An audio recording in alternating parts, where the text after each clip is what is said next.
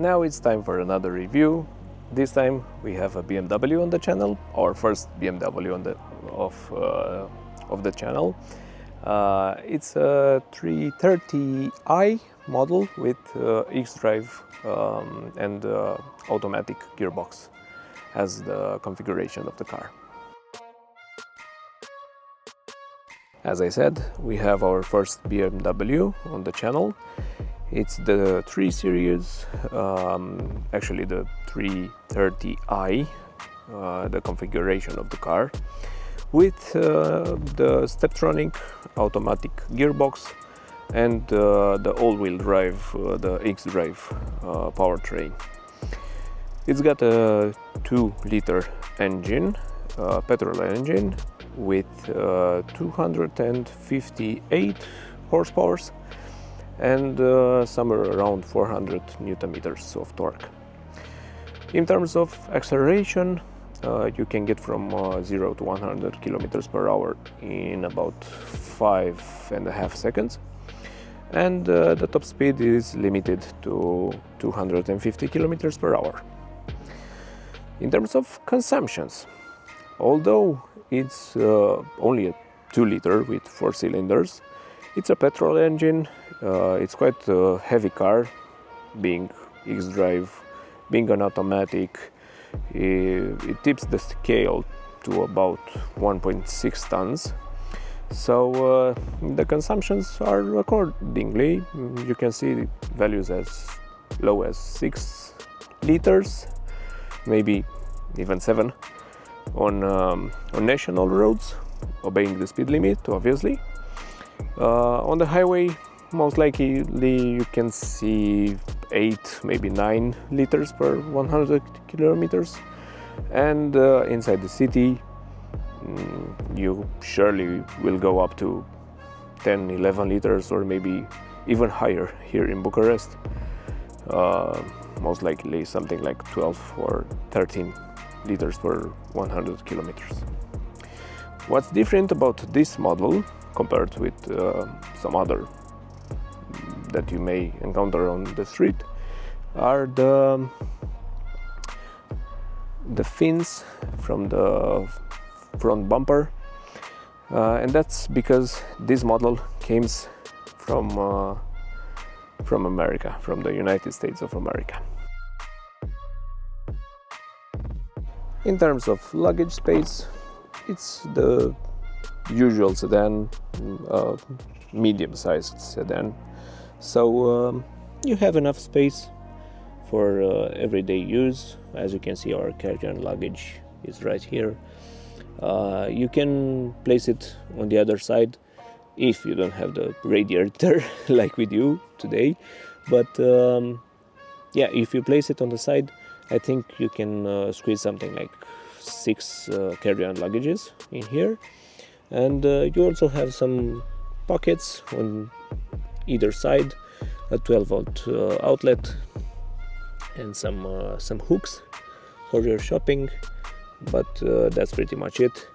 It doesn't have any underfloor storage because it runs on run flat, so no spare wheels here. And now let's check out the back seats. On the door card, as you can probably expect from a premium manufacturer, we find mostly good materials that are soft touch, not only on your place for the elbow, on your armrest, but on the whole door card. And we have some interesting design here with some gray elements, with an ambient lighting, the control for the window, and a speaker and some storage spaces. As for the seats themselves, they have some nets on the back. We have some climate unit here in the back. As you can see, you can adjust your temperature, your fan speed, or the direction of the airflow. And underneath there are a couple of USBs and a 12-volt outlet. As for the seats themselves, as I said, they're covered with leather on this model you do have an armrest with some cup holders that are adjustable, and there's a light fixture on the ceiling. So as you can see, I have plenty of space back here. Even though we have a sunroof, I still have enough headroom, like 4, maybe even 5 fingers to the ceiling. The front seat is in line with the B-pillar, and I have more than 5 fingers of space. So yeah, it's pretty spacious back here. You have the armrest, you have the climate control. I think it's well insulated, considering the accessories that are mounted on the door. So yeah, pretty much a good space back here. There are a couple of quirks, if I can call them like that. The first thing, the bench. I was expecting it to be a bit higher, or I don't know, maybe my knees to be a bit lower than this. I don't know, maybe I'm used to electric cars where the floor is a bit higher, and you also have this position for your knees. But being a petrol engine, internal combustion engine, I thought that the floor would be lower. But at least you can stretch a bit under the seat, so it became more bearable. And also the bench, even though it's not long enough and does have a curvature to it, when you stretch your legs, you can get a bit more comfortable here in the back. Some other quirks, I have to mention this tiny head restraint, and also the space for your hand. When you're trying to close the door here in the back, you have sort of a lever here inside the door card, but if you're not careful enough, you can grab the door by this ledge here, which is not nearly strong enough for the weight of the door. So that's a bit strange in design. You really have to pay attention and grab the door here inside the pocket. But other than that, as I said, it's more than comfortable to be here in the back. Now we are gonna check out the passenger side. Again, the materials are pretty good. Come on, it's a premium manufacturer, so I don't have anything to complain about the door card. You also have some controls here for locking the doors from the inside.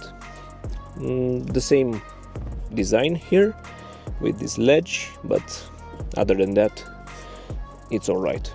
It has an interesting design with ambient lighting here on the door card, with a speaker and some pockets. Even though they're not covered, at least they're separate for I don't know, a bottle and some other stuff that you can place back here. As for the seat, it does have quite a handful of commands, but it's missing one that is quite strange, but we'll talk about it. As you can see, here are the commands. You do have lumbar, which is an optional on BMWs. You can squeeze this part of the seat from this controller here, but it doesn't go up here in front. It's not equipped on this model, maybe, I don't know. You can only push the whole seat up, but at least you do have another extension here for your legs. In terms of the space, being a regular sedan, you have more than enough space here in front. You can stretch your legs. The position is actually quite low inside the car, but it's spacious enough. You have some interesting materials here that are a bit soft. you can rest your knee on them. And also the glove box, it's an alright size and it's covered, so that's always nice to see. And now the driver's side.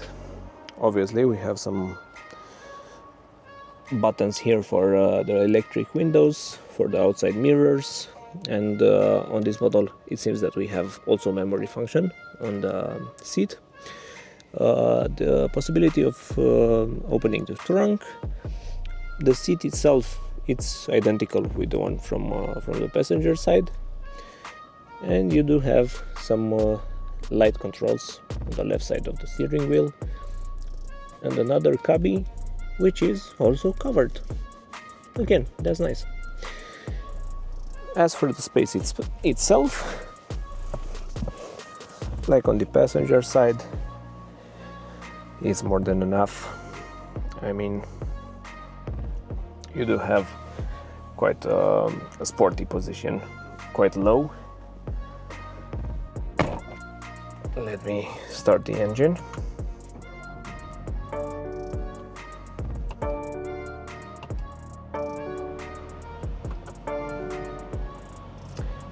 So, the steering wheel, typical BMW steering wheel.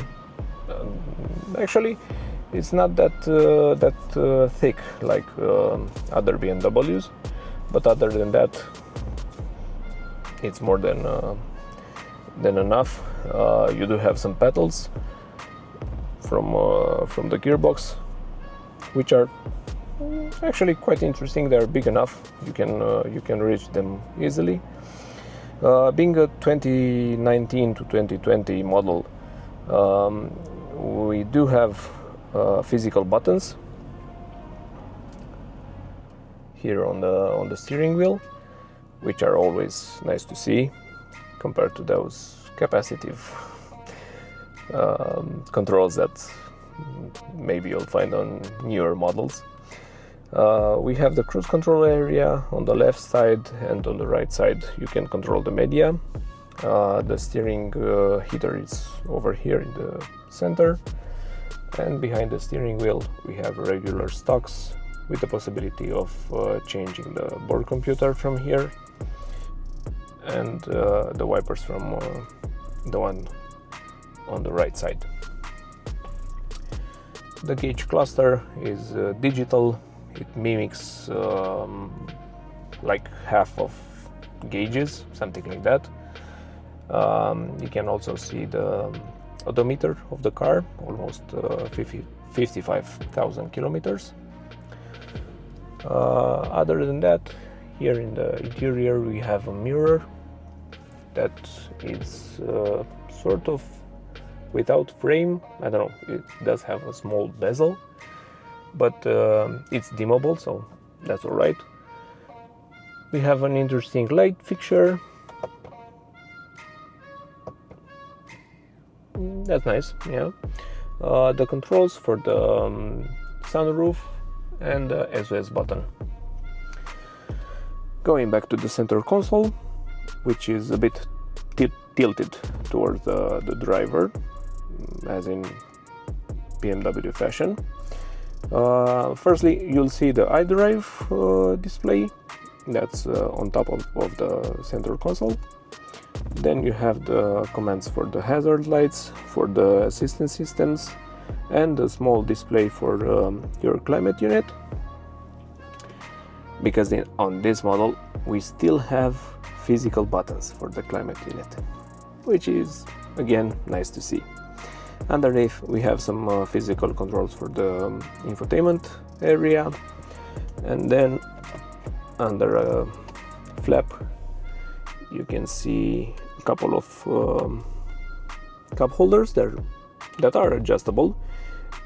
Single port USB-A this time, with wireless charger and a 12-volt outlet.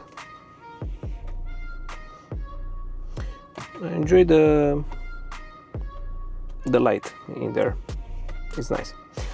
Then we have the gearbox selector and all the controls from the xDrive system with some shortcuts over there. On the left side we have the stability control, deactivation button, the parking sensors, the start-stop system, the button to start the engine or to stop it, and some driving modes, the auto hold button and the parking brake, and then an armrest with another USB and USB-C and some storage space in there. So here's the driving part. Yeah, it's gotten a bit dark outside because I had to do something else. But in the meanwhile, I thought that I could also drive the car today and not bother the owner for another encounter. Because after all, the driving part is about my impressions of the car and not necessarily about the journey. If you have already watched my other reviews, you know the drill, you know the roads that I'm using, so nothing special in this regard. So going back to the car, the first impressions. How can I phrase this? I was expecting something a bit more rough, a bit more tough, in terms of the feeling of the steering wheel, the pedals, or I don't know, the response from the engine. But for my surprise, it's quite comfortable. I'm not used to see something like this, to feel something like this from BMW, as I did drove some earlier models from the 3 Series, and they were a bit more on the sporty side, but also in terms of the steering feel, at least, you could say that you are working out while driving the car. Well, not anymore. That's not the case with this model. After all, it's 2020 model, so yeah, the technology it's there to make it quite bipolar, if I'm allowed to express myself this way. But as I started, the car was in comfort, or I switched for a moment to Eco Pro, and the steering feel was similar to, I don't know, something like the A5 that I already reviewed. It was quite light, easy to maneuver, easy to point the car where I was expecting to. So yeah, that was a surprise. Also, the engine, even though it's a 2-liter, it's only got 4 cylinders. It's powerful enough, especially if you switch the mode to sport, and also the gearbox. I forgot about that part. Anyway, coupled with the xDrive all-wheel drive, it's more than enough. 250 horsepower, a bit over. It's more than enough on this type of car. So that was the steering. Obviously, if you switch it to sport, then you'll have the old BMW. It's feeling similar to some earlier models of the 3 Series. But regardless, the pedals are easy to operate. The brakes are a bit grabby at first, but after, I don't know, 5-10 kilometers, you'll get used to them, and you'll see that they're quite easy to use without jerking them, I mean. Gearbox, it needs no introduction. It's the 8 HP from ZF, a very popular gearbox, especially BMW uses it on all their models, at least those that have the engine in line with the car. Oh my god, sorry about that. So yeah, the gearbox is spot on. What else? The suspension of the car is also quite a surprise, but I keep in mind that it is equipped with 18-inch wheels, so it does have a bit of rubber that helps with the dampening. But even so, the suspension, I was expecting it to be a bit more harsh, a bit more sporty. Meanwhile, but not really. It's not uncomfortable. So again, quite pleased with that. And of course, the noise levels inside the car, as it is premium brand, and it does have lots of covers on the doors. Also, it does have window sills, so it's quite a well insulated car, and I've come to appreciate this aspect. I don't know, maybe I'm getting old, maybe it's just human nature, because more and more cars are becoming well insulated these days. So again, that wasn't a surprise, but it's something to keep in mind. If you're going for a premium brand, you're gonna search for something like this. Talking about the noise and the comfort, I'm gonna maintain for a moment 90 kilometers per hour. This is it.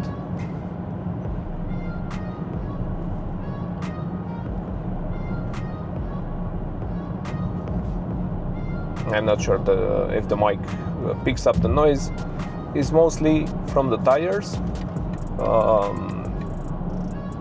and that's because, as you saw at the trunk area, I was not able to show you anything under the trunk area because it doesn't have space for a spare wheel or for the repair kit. It actually uses run flat tires, which again are quite usual nowadays for BMWs, but they mean something in terms of comfort. Well, a couple of things.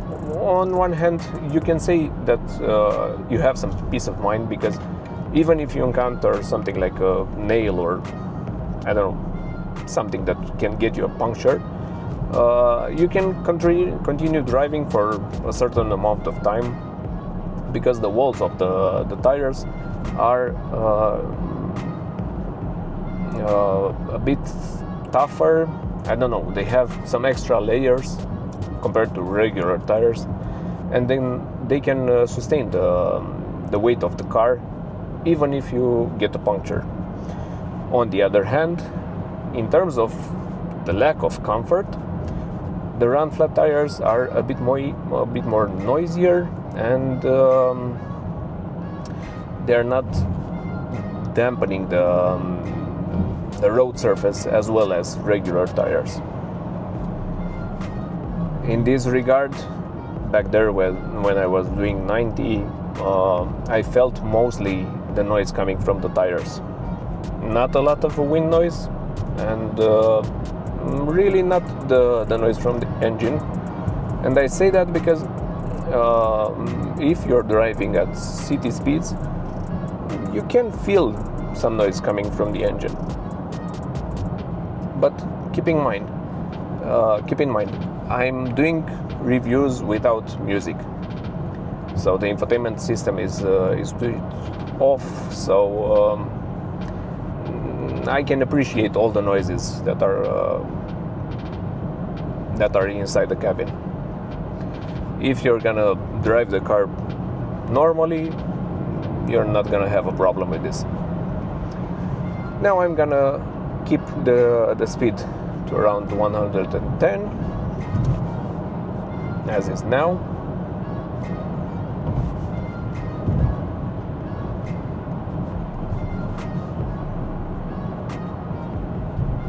At this speed, similar to 90, you cannot feel the engine.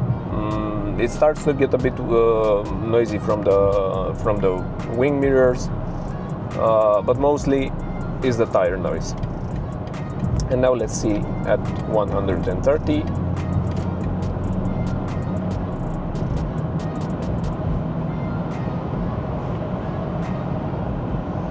This is it.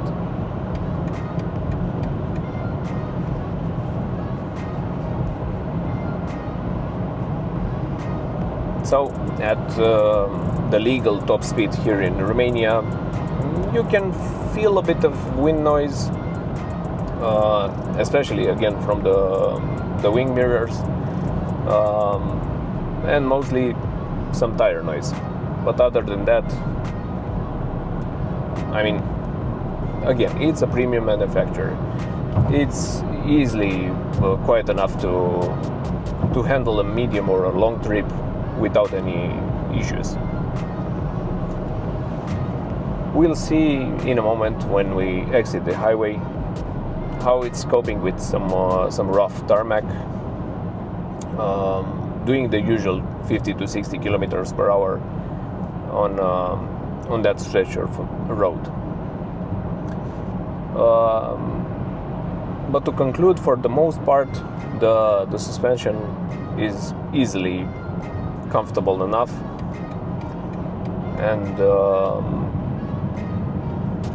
I can see myself driving this car for, I don't know, hundreds of kilometers without really getting tired.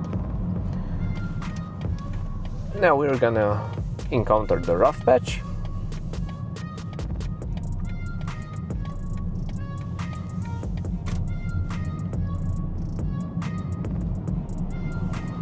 Let's see what are the noise levels.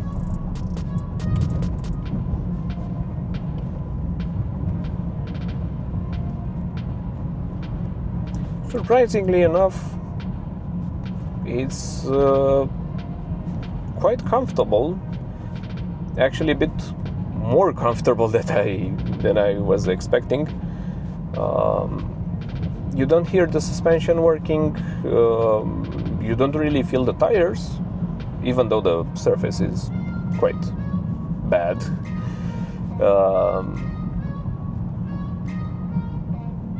I'm not getting any harshness. I mean, yeah, you do feel the bumps, especially the big ones, where the levels of the pavement shift is changes, but it's not bad. It's not uncomfortable comparing to some other cars that I've already tested on this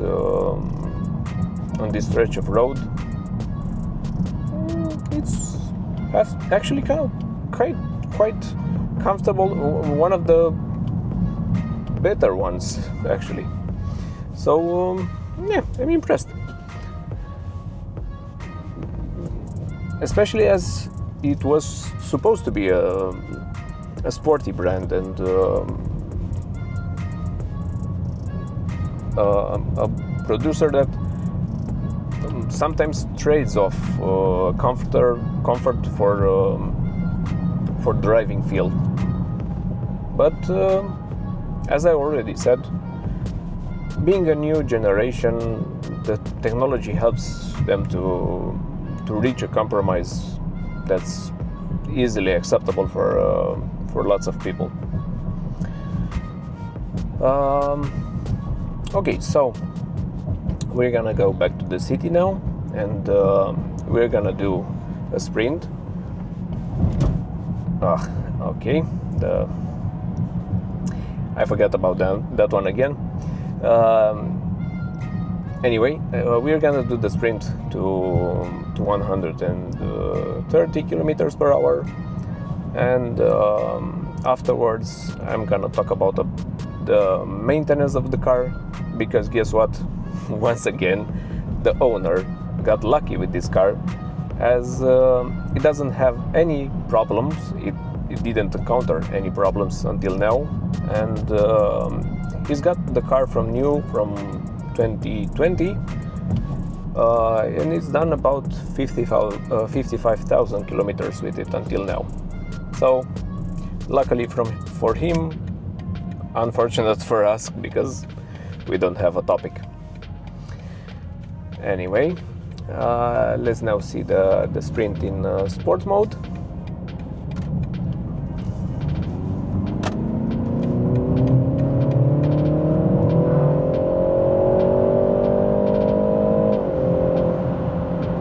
That was it. You don't really need a lot of gears to do something like this, and it really shows the power, the performance of the engine in sport mode, even though it seems like after 5,000 RPMs it feels a bit numb. Maybe I'm mistaken, but it's my impression, at least.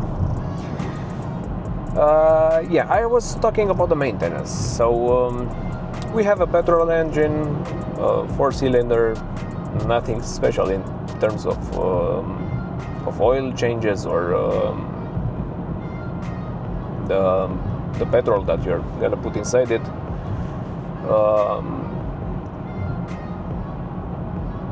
The only thing that you have to be careful with,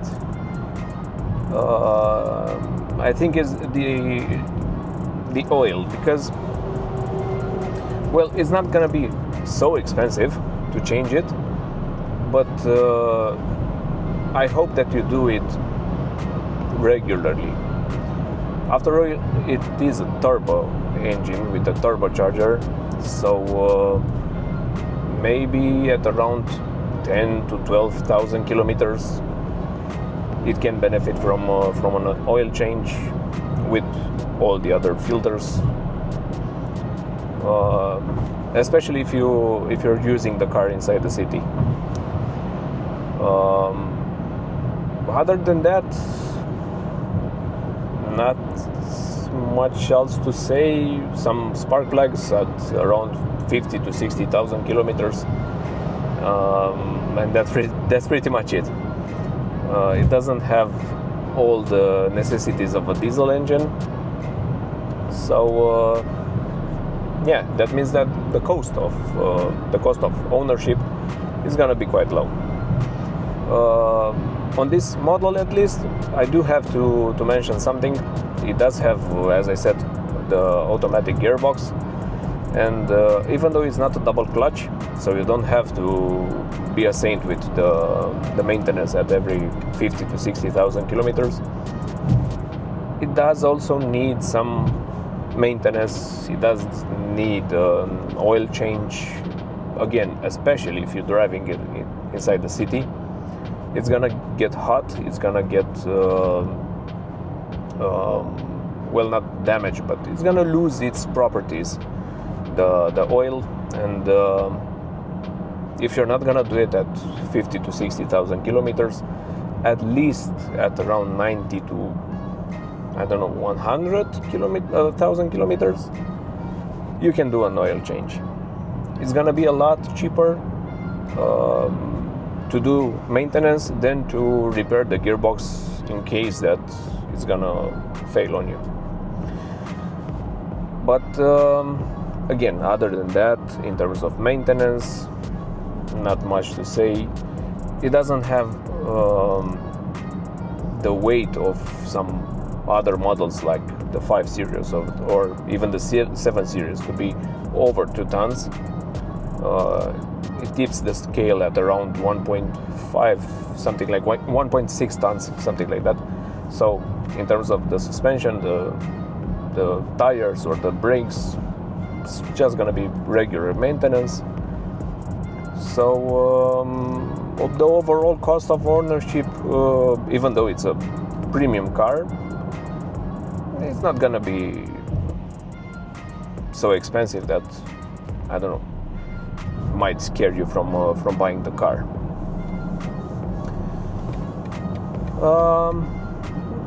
Yeah, I think that's pretty much it.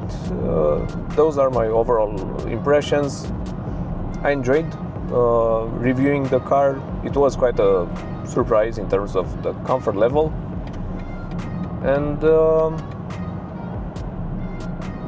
as I said, I could see myself road tripping a model similar with this one. As usual, I hope to see your comments, your impressions in the comment section or on social media. And thank you for watching. Until next time, see ya.